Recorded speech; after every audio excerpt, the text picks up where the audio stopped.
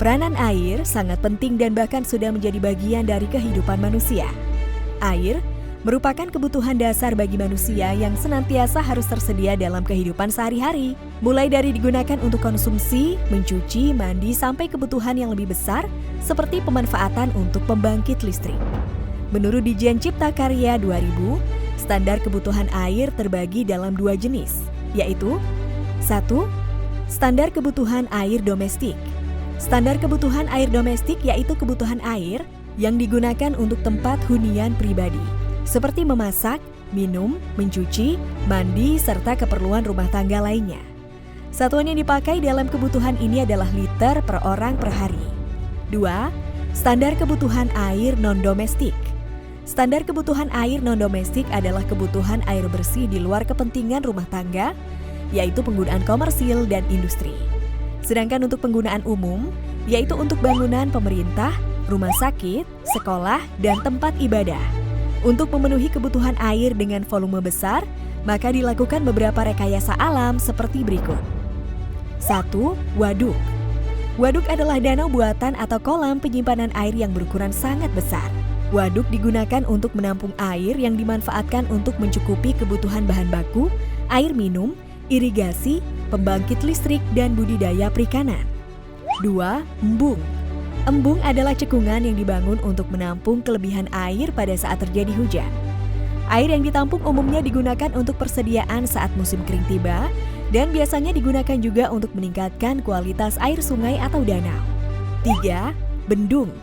Bendung merupakan bangunan yang mirip dengan bendungan, hanya saja bendung memiliki ukuran yang lebih kecil dan digunakan untuk menaikkan permukaan air hingga ketinggian tertentu sesuai ukuran.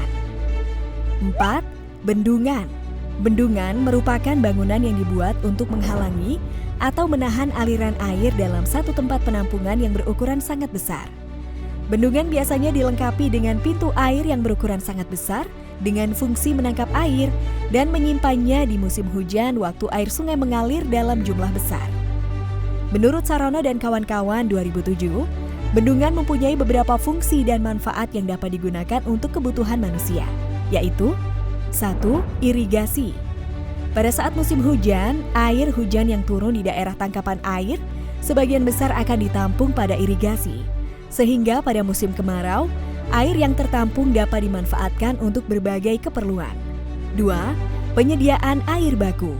Selain sebagai sumber untuk pengairan persawahan, juga dimanfaatkan sebagai bahan baku air minum, di mana daerah perkotaan sangat langka dengan air bersih. 3. Pengendali banjir.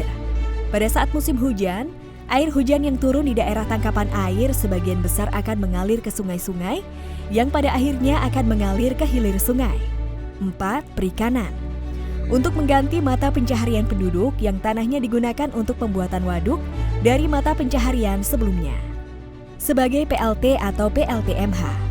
Dalam menjalankan fungsinya sebagai PLT atau PLTMH, bendungan dikelola untuk mendapatkan kapasitas listrik yang dibutuhkan.